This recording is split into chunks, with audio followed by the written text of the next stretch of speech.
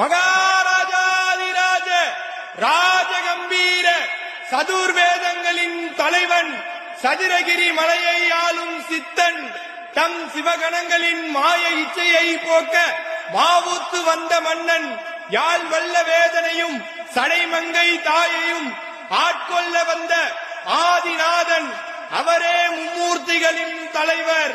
படைப்பில் அவருக்கு நிகராக எதுவும் இல்லாதவர். அப்பா என்று அழைத்தால் அவர் தந்தையாகவும் மாறுபவர். தங்கம் போல் ஜொலிக்கும் உடலை கொண்டவர்.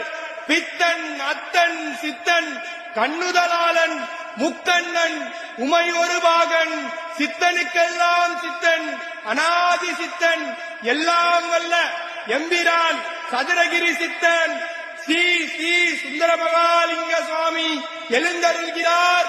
வருகிறார் வருகிறார் வருகிறார்.